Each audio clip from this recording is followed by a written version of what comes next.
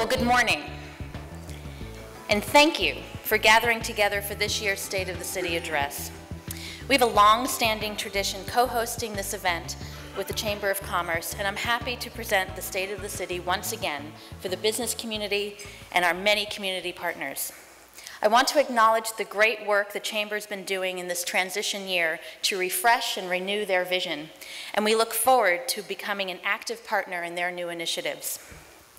Each Tuesday, I'm fortunate to work with the City Council in taking policy decisions that will guide the community, and they join me here today. So let me reintroduce to you Mayor Pro Tem Randy Rouse, Councilmember Grant House, Councilmember Dale Francisco, Councilmember Bendy White, Councilmember Frank Hotchkiss, and Councilmember Kathy Murillo. We work with a high... Thank you. We work with a high-caliber executive team, and it's also my honor to introduce them to you this morning. City Administrator Jim Armstrong, City Attorney Steve Wiley, Assistant City Administrator Marcela Lopez, Assistant City Administrator Paul Casey, Airport Director Karen Ramsdale, Police Chief Cam Sanchez, Parks and Recreation Director Nancy Rapp, Library Director Irene Macias, Public Works Director Christine Anderson, Finance Director Bob Samario, Waterfront Director Scott Reedman, and our new Fire Chief, Pat McElroy. So thank you for being here as well.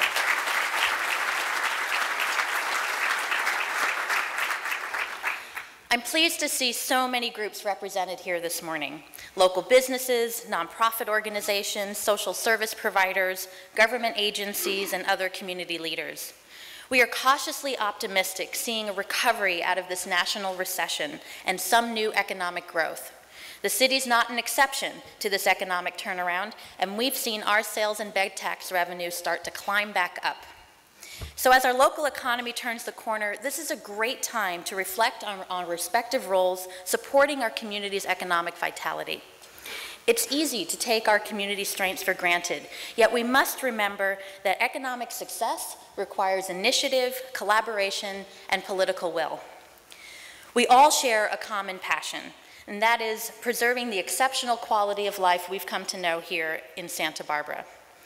As conditions improve, this is a moment for us to remember how our community became the amazing place that we all know and love, and to make sure that Santa Barbara doesn't lose that luster for the residents who live here and the people who visit from all over the world. So today I want to share with you how the city is supporting our economic vitality and what our role is in keeping our local economy strong. We're focused on providing the unique environment required to attract cutting-edge companies and talented employees. This chart shows the key roles the City of Santa Barbara plays to ensure a thriving local economy and strong business climate. Community services and infrastructure, protecting the public safety, cultural arts, government efficiency and effectiveness, environmental leadership and our natural beauty, a well-functioning transportation network, and supporting private investment. The thread tying all this together is our efforts to reach out to you, to hear your feedback and better understand your needs. And this is important for us all, to stay tuned in, being aware about how each of our organizations is contributing to enhance our community and being attentive to our respective roles to strengthen our economy. It's so important for each of us to recognize the opportunities to jump in, take initiative, and make a difference. Recently, the city has been spending more time in business outreach to understand the needs of different business sectors, so we're in better position to implement strategies that improve the local economy. As you all know, Santa Barbara is different from many communities in Santa Barbara. We can't be all things to all people and all businesses. We have a small town ambiance that provides an ideal environment for creative entrepreneurs and specific businesses. High-tech businesses with skilled knowledge workers is one of them, and we value these companies and their commitment to remain in Santa Barbara. I recently invited leaders in our local high-tech sector to City Hall for an informal conversation about the challenges facing their businesses. We learned from them that their struggle to find adequate space to expand their operations. They run into difficulties recruiting talented professionals who will sooner and later grow tired of living with roommates and want affordable housing of their own. They wanted better cellular phone service so their calls don't get dropped, and improved internet service so the computer systems can run faster. We discussed how to better streamline the planning and permitting process, especially with tenant improvements. You may represent a different industry, but I'm sure the comments that we heard that morning represent many of the things that you also want for your organization and your employees. These are all complex problems, and while City Hall is not able to directly solve them with a single action, we're committed to working with everyone in the room to focus our collective energy and attention on these challenges and steer our community towards a bright future. One recent highlight that we've added is that we've added more staff in our community development department to help you more efficiently move through the plan check process. I want to recognize two significant groundswell efforts that really hit their stride in this past year. First, local entrepreneurs have spearheaded several popular initiatives to keep resources close at hand for anyone wanting to start a new business. When we met last year, the new Synergy Business Incubator project was about to open in the Vercal building on Calle Cesar Chavez. And 1 year later, the space is nearly full with 26 new businesses who are taking advantage of the low-cost, flexible workspace for entrepreneurs. And just a few weeks ago, Workzones opened in Paseo Nuevo. This is a new drop-in space that provides all the essentials for the mobile professional. A conference room for meeting, a whiteboard, a cup of coffee, a quiet space to work alongside other entrepreneurs. Another sign of strong local interest in entrepreneurship, hundreds of young people coming together and recently participating in Startup Santa Barbara. This is an event where project ideas are hatched from small teams and pitched in a formal competition for prizes. These entrepreneurial resources are paving the way for a new wave of local businesses, and I applaud their efforts to connect people to the critical ingredients to grow a business in Santa Barbara. Next, the Funk Zone. Over the last decade of planning, we're starting to achieve the vision of this eclectic neighborhood. This area below the freeway between State and Garden Streets is busting out with quality arts and cultural offerings. It's here where you can begin the local urban wine trail, visit an art gallery, chat with local artisans, or attend a concert or fundraising event. And I want to congratulate the commitment and dedication of local artists, architects, small business and property owners who've taken an adaptive reuse approach and transformed old warehouse spaces and underutilized businesses into a new creative hub. And if you haven't checked out an event in this part of town yet, I encourage you to go out and have some fun. There's another success story nearby. The Santa Barbara Arts Commission and local arts community raised the needed funds we mentioned at last year's event to repaint the Chromatic Gate.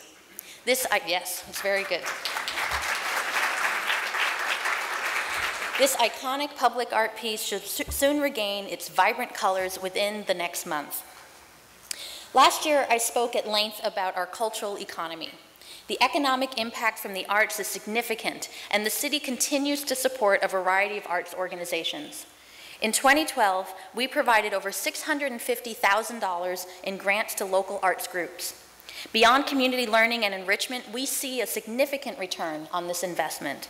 According to a recent national survey from Americans for the Arts, cultural arts activities generate $124 million in direct spending within Santa Barbara County and support the equivalent of over 3,500 full-time jobs. The Cultural Arts District is adding a gem to its crown with the renovated Victoria Hall and moving the Ensemble Theater into the new Vic this fall. This 300-seat theater will complement our other incredible performing arts venues with the Arlington and Granada just steps away. Across the street from the new Vic, our construction crews were working where the former Vaughn's Market used to be. This site, called Alma del Pueblo, is a mixed-use project with 40 condos and a new public market for local food purveyors and artisans, and is expected to be completed in stages this summer and fall. Moving on to some of the pending hotel projects, I'm very excited that at last the El Encanto Hotel is now open. And now, yeah. I know Laura MacGyver is a little busy this week, so I know she couldn't make it this morning. But now part of the Orient Express Hotel Group, we see this property regaining its place as one of the top hotels on the South Coast. On Cabrillo Boulevard, the waterfront hotel next to Chase Palm Park is inching closer to breaking ground. The Fess Parker family is currently negotiating with the famed Post Ranch Inn in Big Sur to manage a future hotel. And over to Lower State Street, you may have noticed recent street improvements construction work begin at the La Entrada project. The last projects I want to mention regards our healthcare. After the first wing opened as part of Cottage Health System's significant retrofit last year, construction crews have been busy preparing for the upgrade of patient care facilities. This project's on track to open new patient pavilions in 5 years. And finally, on Foothill Drive, a new Sansom Health Clinic is just starting construction with all the city planning and annexation approvals completed within this past year.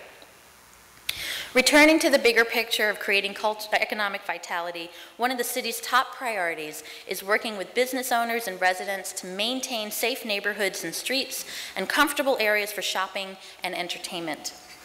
One of the most frequent concerns we hear from the business community, particularly in the downtown, waterfront, and Milpas corridor, is dealing with inappropriate behavior, such as panhandling, public intoxication, and nuisance crimes. We want to create an environment where people feel safe visiting local businesses. And as many of you might recall, we introduced an innovative restorative policing program to help chronically homeless individuals, many of whom suffer from mental illness and substance abuse, achieve self-sufficiency. 2 full-time sworn officers, 6 part-time community service liaisons, and 3 part-time restorative outreach specialists operate the program. And over the past year, these efforts have expanded to leverage the court system and incentivize homeless individuals to opt for a treatment program instead of jail. Part of our success is the collaborative work that occurs with many other governmental agencies and nonprofit stakeholders. And in our first video, you'll learn about our community's cutting-edge restorative court program.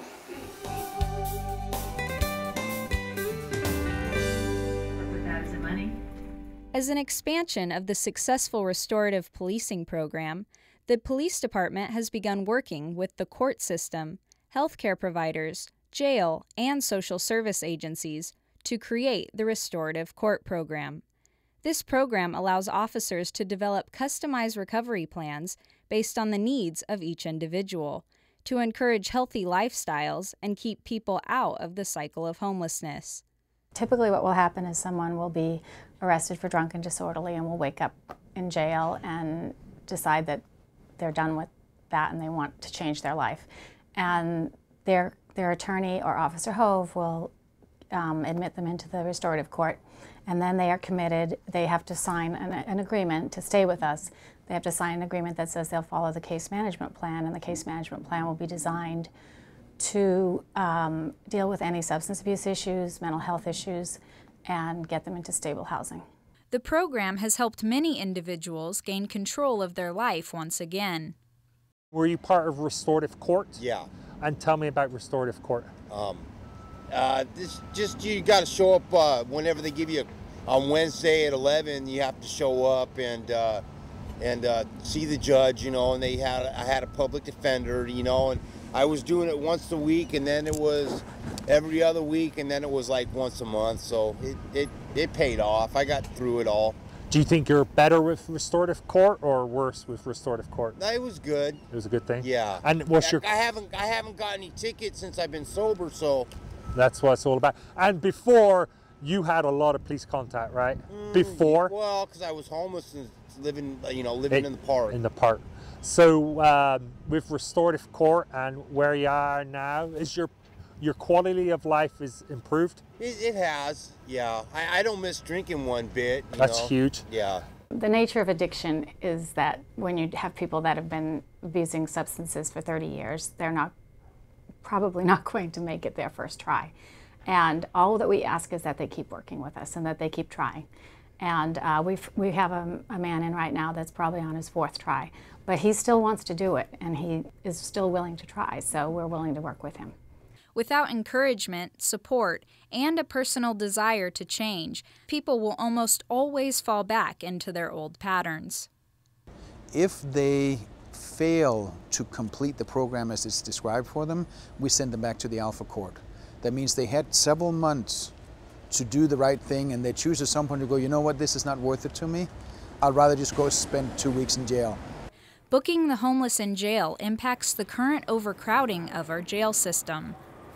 We do have a lot of the same people coming in. Anecdotally, about 80% of the people that we book here have been booked here before, or we have some sort of prior relationship with them. We actually release them pretty quickly. All misdemeanors we release on a citation to appear, which is like a ticket to go to court. So we don't really have the room in our jail to house very short-term, low-level offenders. That's because we don't have the jail space. In addition to prisons, businesses, and police services, emergency rooms and healthcare services are also heavily affected by this issue. In the last year, Cottage Hospital had 220 emergency room visits and 290 hospitalizations of homeless individuals, costing approximately $2 million. If you don't have a regular care provider and if you don't have regular resources to medications, then that'll cause a breakdown in preventive health and subsequently can cause disastrous situations which will lead to hospitalizations. The more services that can be delivered to the homeless in an efficient and cost-effective manner, the more time is freed up for better customer service to the entire community. But our ultimate goal is to reduce calls for service for our first responders, police, fire, paramedics. We want to reduce the amount of beds that are used at Cottage Hospital and out at County Jail. In doing so, there's a huge cost savings that the community will recognize. It's not an easy process, and it's not always timely. And simply because we're never in charge of when somebody makes the decision to change their lifestyle. But being omnipresent in the community, always being available when they are ready, is what's making our program really helpful. The results from these efforts have been significant. In the last year alone, 136 homeless individuals were placed in transitional housing or social services, and 32 individuals were reunited with their families or friends. During 2 pre-dawn mornings last January, over 600 volunteers countywide conducted the federally required point-in-time homeless count and interviewed willing homeless individuals into what is known as a vulnerability index. An analysis will be presented to the public this coming Monday at the Faulkner Gallery. What we've heard so far from the County Public Health Department that tells us that our efforts have resulted in an over 25% decrease in homeless deaths over the last 2 years. Restorative policing is one strategy that's delivering results, and a new model is now in place to coordinate similar efforts throughout Santa Barbara County. Known as the Central Coast Collaborative on Homelessness, or C3H for short, this collective impact model consists of a policy council of county supervisors, city mayors, and council members to direct cost-effective and efficient responses to homeless-related services.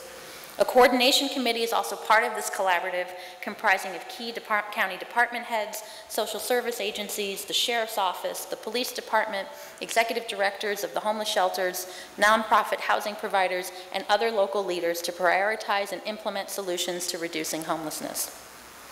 The police department has also implemented several new initiatives to improve communication with local businesses and take quick action. First, we brought back the beat coordinators, who work with community members and business owners to resolve problems and to increase a uniformed presence on bike or on foot along key retail areas and in the west side and east side neighborhoods. A few months ago, the police department and downtown organization started a new block captain program on State Street. 12 business representatives now serve as block captains and report trends on a monthly basis. This helps local business owners serve as the eyes and ears of downtown with a direct line of communication to police officers. If you haven't had a chance to attend one of the popular Coffee with a Cop events yet, I highly encourage you to do so. You can visit with a police officer at a local coffee shop, join one of these conversations. The next event is planned for Wednesday at Santa Barbara Roasting Company. The police department has also enhanced its criminal impact team to investigate serious crimes committed by career criminals and respond to needs that require special enforcement or investigative techniques. This unit has been effective in dealing with parolees, burglars, and other high-risk offenders. And here's a chart of violent and property crimes. You can see that these crimes remain at a low level compared to a 20-year average. Property crime has only slightly increased. After years of working closely with government agencies, schools, and social service providers through the South Coast Task Force on Youth Gangs, I'm happy to report that the number of gang-related crimes is down. In 2012, social service providers assisted 120 youth through case management services. Of these numbers, 93% increased their school attendance record, 79% has reported a reduction in the use of drugs or alcohol, and 83% of eligible alternative education seniors have graduated high school. The police department's new school resources officers made a tremendous impact on campus crime. Officer Christina Marshall patrols school campuses, assists faculty with student misbehavior, responds to crimes in progress on school grounds, and makes referrals to community agencies. The police department recently surveyed at-risk youth to understand the challenges they face and learn firsthand about their goals in life. They want to attend college, help their parents, and make healthy decisions in life. And the city remains committed to helping them achieve their hopes and dreams. For those of you who want the latest safety bulletins, I encourage you to register on Nixle for regular daily crime updates. And if you want to stay on top of news in your own neighborhood, sign up for nextdoor.com, a private social network for your neighborhood. On this site, you'll receive safety bulletins and construction and service updates that are pertinent to your neighborhood. It's become a popular site with over 2,000 residents sharing tips and information. The last area in public safety I want to focus on is pedestrian and traffic safety. This issue emerged as a top priority for our police and public works departments after a tragic accidental death on Milpas Street. After receiving significant input from the community at multiple public workshops, new traffic striping and pedestrian safety improvements were installed on Milpas Street from Yananali to Canon Perdido Streets. The police department also conducts pedestrian crosswalk patrols and in 1 week cited 60 drivers failing to yield to a pedestrian. Stay tuned for further pedestrian and traffic safety recommendations for the East Side neighborhood. A public workshop was held to identify short and long-term pedestrian and traffic safety improvements for neighborhood streets. And recommendations for an East Side neighborhood transportation management plan will be presented to the City Council in June. The latest pedestrian improvement project is almost complete at the intersection of Anacapa and Carrillo Streets, once considered the most hazardous intersection in the city due to low traffic signal visibility. Drivers can now see traffic signals much faster through new single traffic signal poles, and new access ramps will improve the visibility of pedestrians ready to cross the street. And finally, construction at another accident-prone intersection on De La Vina and West Figueroa Street will begin very soon. Maintaining our community streets, facilities, and infrastructure is probably the most visible role the city plays to meet the basic needs of both businesses and residents. We focused last year on the city's largest construction project at the Cater Water Treatment Plant that treats water from Santa Barbara, Montecito, and the Carpinteria Valley water districts. And work will wrap up in 1 more month. The water treatment plant is transitioning to the use of ozonation, which will provide customers with better tasting water and help the city comply with EPA rules. At the other end of the water system, so to speak, we continue to aggressively upgrade, repair, and replace the city's sewer main network, improving the reliability of the system and protecting the environment from spills. For over 4 decades, the Lower Mission Creek Flood Control Project has been in the planning stages with the goal of widening the creek channel to reduce flooding and potential property damage during major storm events. We are very excited to see actual construction after so much time, with the County Flood Control District work widening the channel using an incremental approach and starting with reconstructing the channel between Mason Street and the railroad tracks over the next 2 summers. These efforts are perfectly timed with the city's plans to replace several bridges along Lower Mission Creek to improve seismic safety. 2 bridges have been replaced so far, the Haley de la Vina Bridge and the Ortega Street Bridge. And these projects took top honors with the American Public Works Association for their complexity and design. The Chapala Bridge is next up for reconstruction and work slated to begin this spring. And next year we'll move up the creek and turn our attention to the replacement of 3 more bridges. And even with this construction work in the pipeline, city engineers are already hard at work on the designs of another 4 bridges, with construction planned in the next few years. All of these bridge projects receive a majority of funding from federal highway bridge funds, and once completed, these bridges will meet modern seismic standards and provide more pedestrian amenities. Also along Mission Creek, we've made headway helping the endangered steelhead trout migrate upstream. This movement has been severely limited by miles of concrete-lined flood control channels. We've removed the upstream portion of the channel last year and are set to begin the final phase of construction to remove these concrete barriers on the downstream portion of the channel. And altogether, over 5 miles of concrete channel will be removed to assist the steelhead trout's recovery. At the harbor, we continue to make progress on the replacement of the 30-year-old marina, and work is now underway at the L and M fingers of Marina 1. Each finger will receive new concrete docks, electrical systems, dock boxes, power centers, and fire water systems. Along the shore, we finished new projects to improve access to the beach.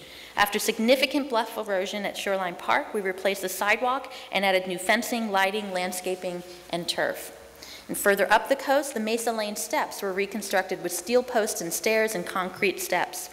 And these projects were paid for with city funds and grants from the County Coastal Resource Enhancement Fund and the State Coastal Conservancy. One facility that will soon be getting more attention is the remodel of the Central Library. To meet 21st century demands and satisfy a growing number of library patrons, the Children's Library will be expanded with more space, computers, seating, and shelving for the families who visit each year. And a capital campaign is now underway to raise the $5 million needed to renovate this historic building. The library is one of many community facilities that deserve an upgrade. 5 years ago, just before the recession hit, a group of business leaders conducted a comprehensive study of Santa Barbara's infrastructure needs. The Infrastructure Task Force concluded that the city's unmet needs to repair streets, community centers, and vital public safety buildings to be in the range of $436 million. At our current pace, we're not making a large enough dent to reconstruct and improve facilities, and this is set to become the community's challenge for the next few decades. How are we going to keep Santa Barbara's luster and ensure clean and well-maintained streets, sidewalks, and community buildings? And our next video takes us on a quick tour of where repairs are needed the most and where we should be investing our limited resources.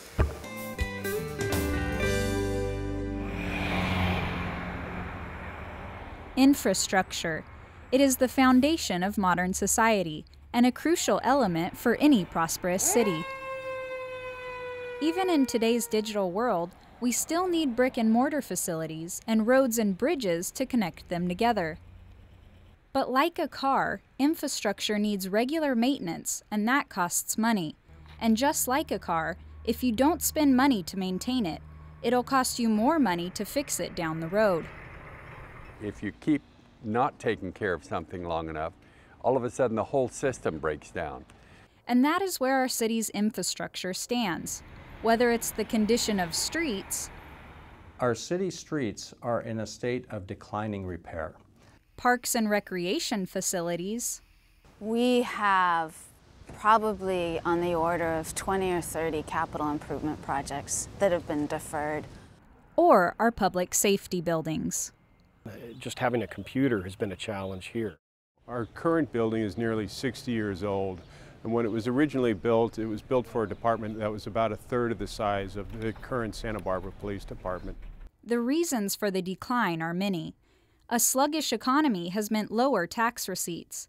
Since most of the materials for road repair are petroleum-based, higher oil prices have meant increased costs.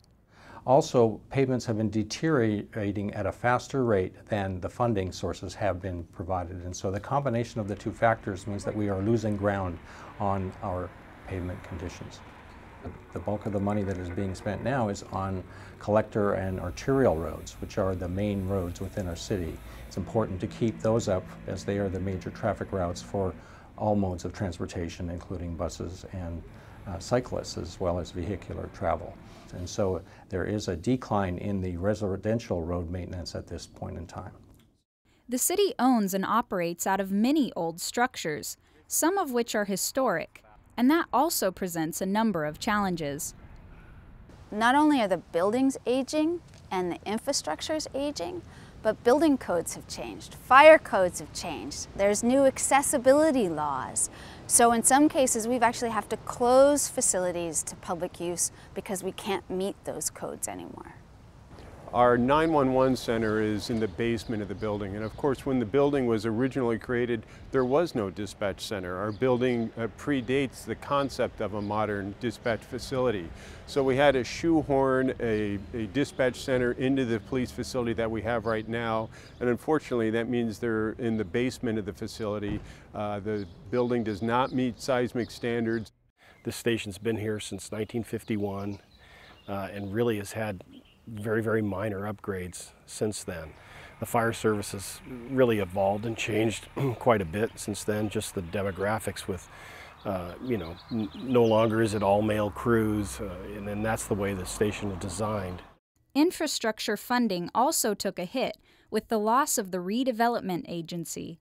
The RDA is well known for funding popular projects like the brick sidewalks on State Street, but it also provided capital for crucial infrastructure like the renovation of Fire Station 1, downtown parking structures, and the Cabrillo Recreation Center.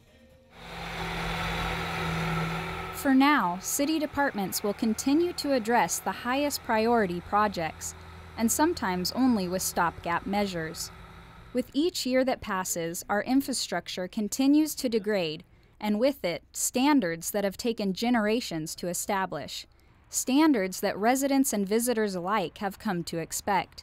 Standards we all deserve. I liken it to having a critical operation being done where your doctor is a first-rate doctor, but he's operating on you in a second-rate, 50-year-old obsolete operating room.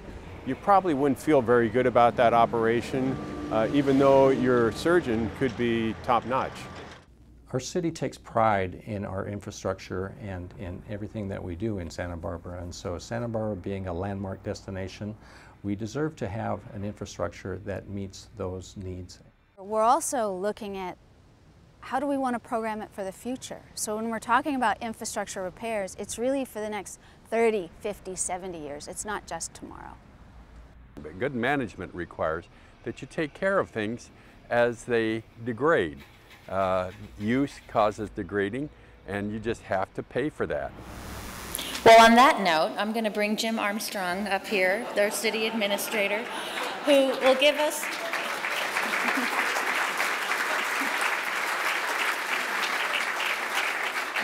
an update on the city's financial condition. Jim.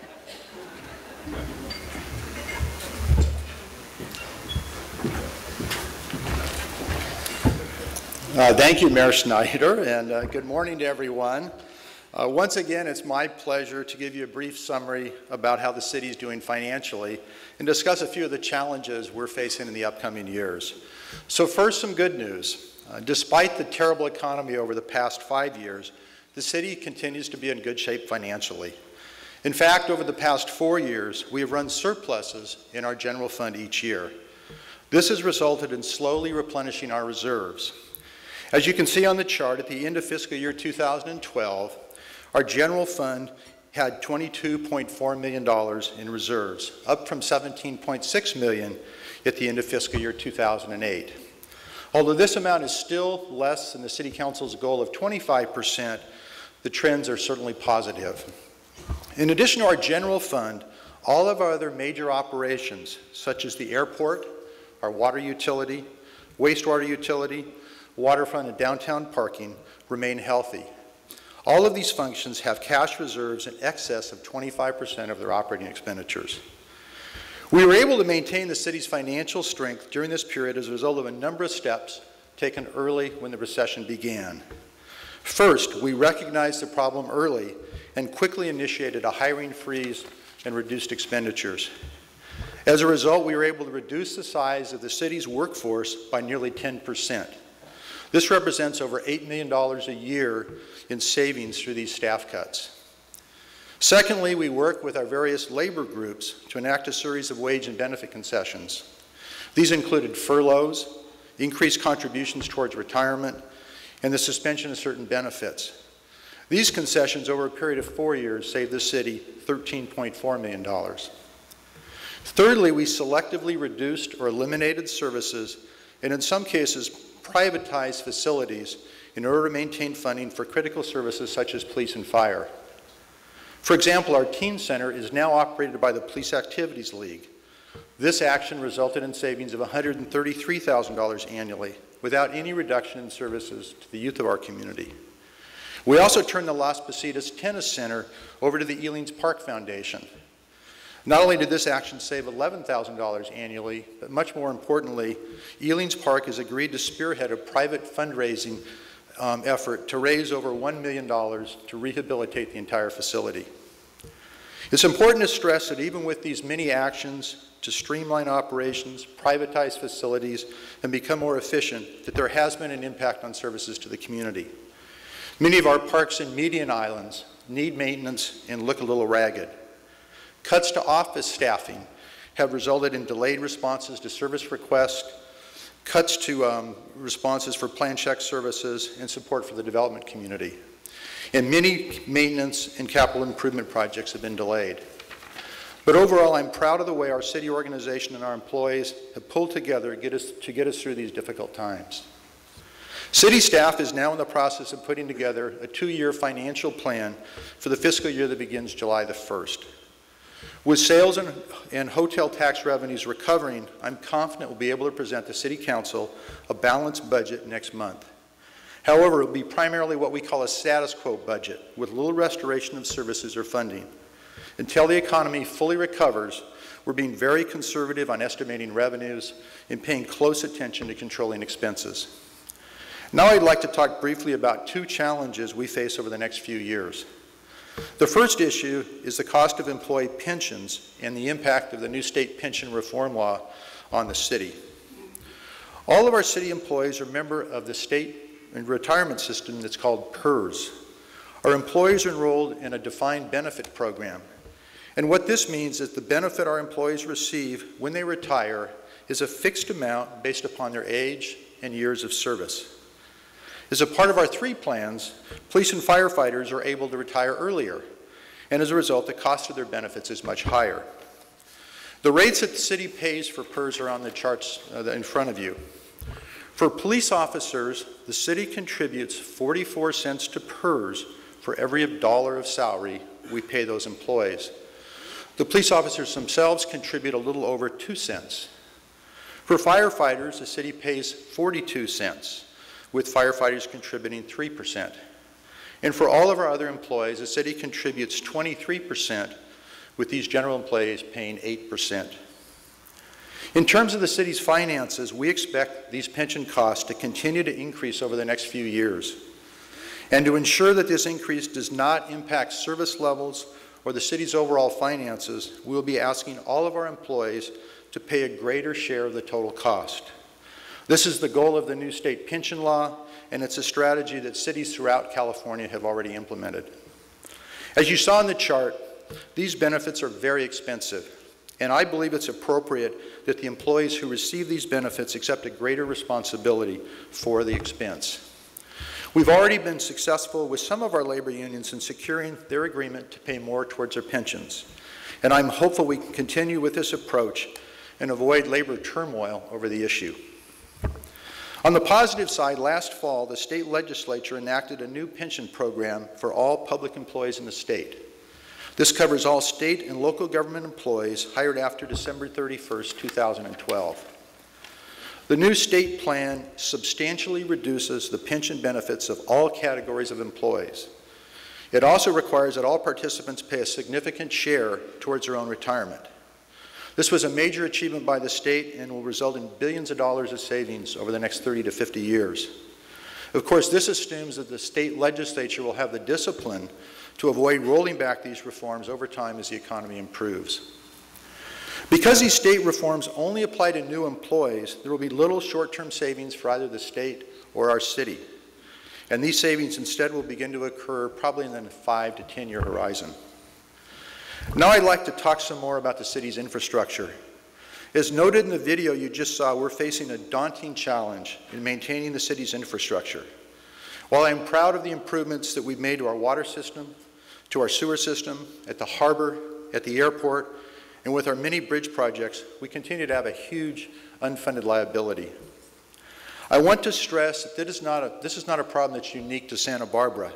It's a national problem and it's a state problem. In fact, I think we've probably done a better job than most communities in addressing the issue, but it's clearly not enough. Many of our streets are in need of reconstruction and, at a minimum, an asphalt overlay. Many of our beautiful parks need extensive rehabilitation. Especially distressing to me is the condition of many park restrooms, which are used daily by families and visitors. We desperately need a new police station. And as you saw, many of our fire stations are at least 50 years old. Compounding this situation is the premature loss of our redevelopment agency, which was the major funding mechanism for all of our beautiful downtown improvements. This action by the state legislature alone cost the community $45 million in monies that have already been programmed for capital improvements. I have recommended to the City Council that they consider placing a ballot measure on a future election to raise revenues to begin to address this issue.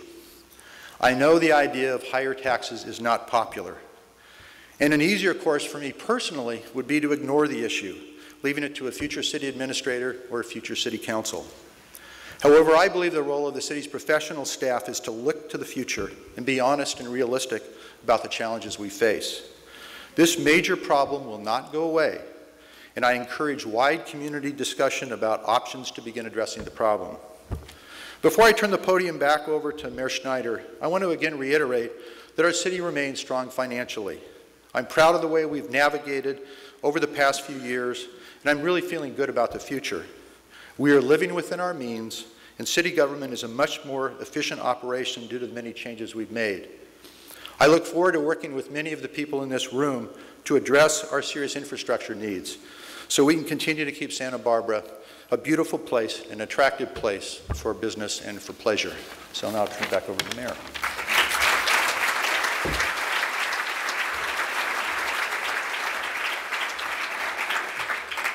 Thank you, Jim. We're very fortunate to have you at the helm. I want to echo Jim's comments that the city organization has tightened its belt year after year and grown more efficient throughout its operations. And one area where I'm particularly proud is how we found ways to protect the environment through our facilities and fleet while cutting costs on an ongoing basis. After steadily completing lighting retrofits and HVAC upgrades with the help of federal stimulus dollars, the city is now saving over $400,000 a year in energy costs. Another example of significant cost savings was through a new pool car share program, where different city departments and programs increased the sharing of vehicles through an online reservation system. Because we are now more efficient with our fleet, the city avoided purchasing 14 cars and 1 truck in the last 3 years. That's hundreds of thousands of dollars saved. Once we were ready to add new vehicles, we opted for 2 Nissan Leaf electric cars, thus adding to the fleet our options of alternative fuel vehicles. We're also promoting the public's use of alternative fuel vehicles by installing 8 electric vehicle charging stations in city parking lots through a grant from the U.S. Department of Energy and Coulomb Technologies. You can find the chargers at the Granada Garage and in city parking lots at the library, Helena Avenue, and the harbor adjacent to Los Baños Pool. For $1 an hour, you can recharge your electric car while you shop, dine, or otherwise enjoy Santa Barbara. Providing access to this type of infrastructure is good for the environment and the local economy, as someone living in LA can plan a vacation to Santa Barbara with their electric car, knowing that they won't have problems charging their vehicles for the trip home. One issue that we are tackling as a region is plastic bags. And after a few years of looking for the best approach to limit the use of single-use bags, Council voted last year to address the issue by drafting an ordinance that can be used by our region to ban plastic bags and charge 10 cents per paper bag. Similar ordinances have been implemented in cities and counties throughout California, and this ordinance has the endorsement of the California Grocers Association. Beacon is a joint governmental agency of the municipalities in Ventura and Santa Barbara counties and is using the ordinance we drafted as the model for use by any participating jurisdiction that chooses to adopt it. Beacon is now conducting environmental review on behalf of its member agencies. With our community's ambitious goals to raise landfill diversion beyond 70%, we're pleased to finally have a 10-year trash hauling agreement in place with Marburg. And in our final video this morning, you'll learn how your curbside trash and recycling services are about to improve.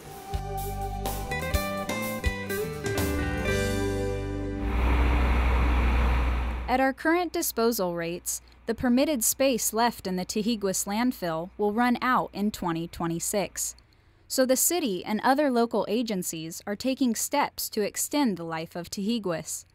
One way the city is addressing the landfill issue and improving services to the community is through the recently awarded contract for trash and recycling collection with Marburg Industries. For about the last year and a half, the city and Marburg have negotiated together to develop a new 10-year garbage contract for the whole city. It'll combine both of the old zones into one citywide contract now. We negotiated a good package. It's fair to Marburg, fair to the city, provides great services.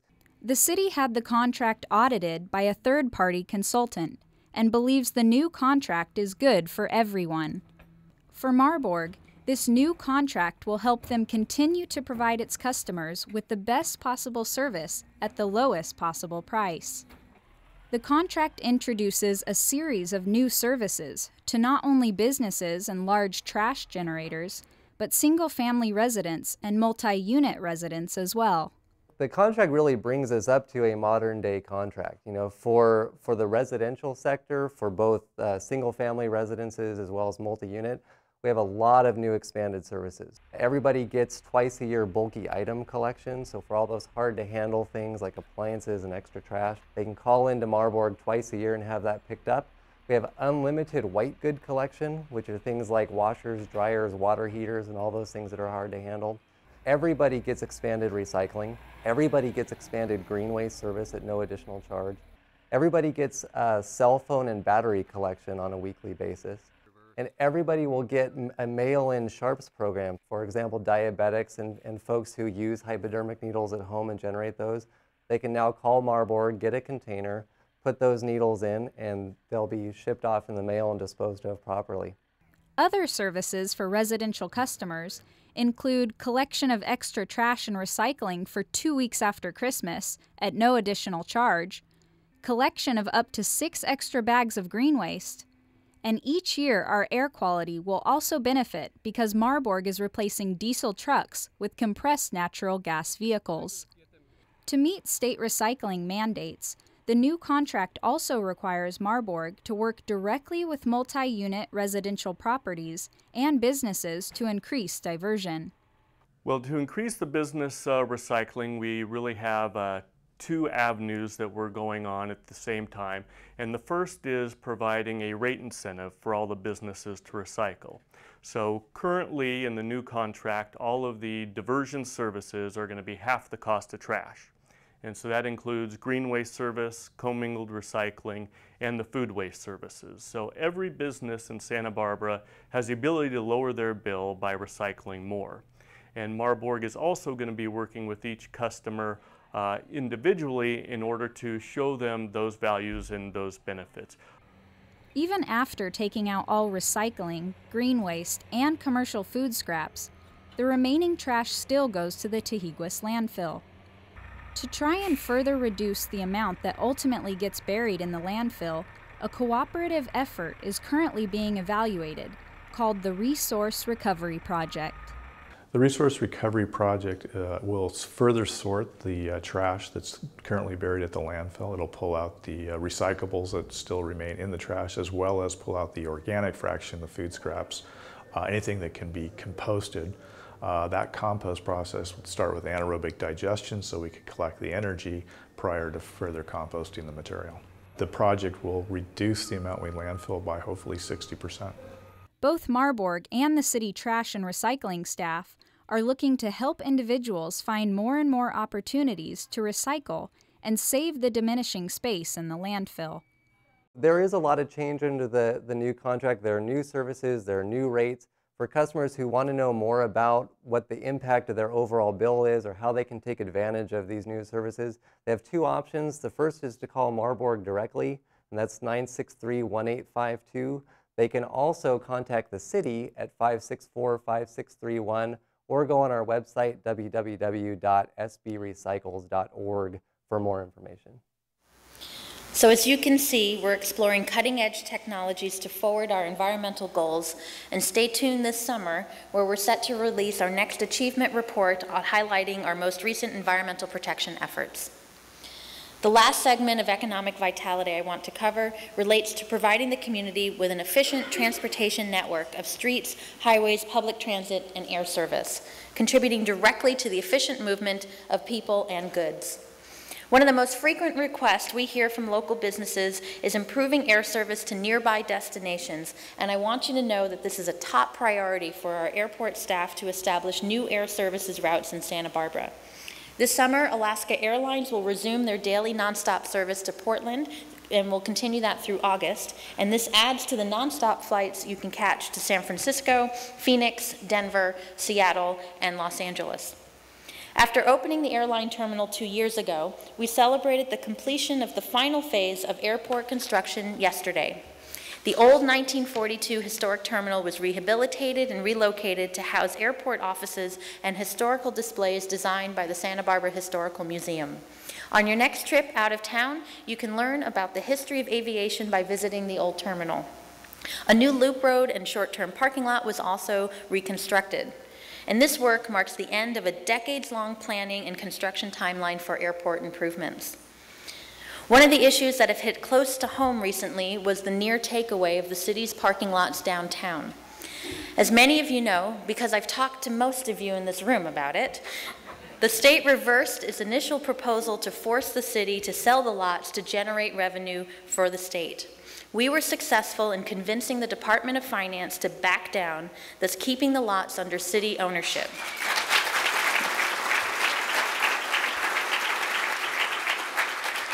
So thank you to the coalition of businesses, the chamber, the downtown organization, and our local state legislators who pulled together to make our voices heard in Sacramento.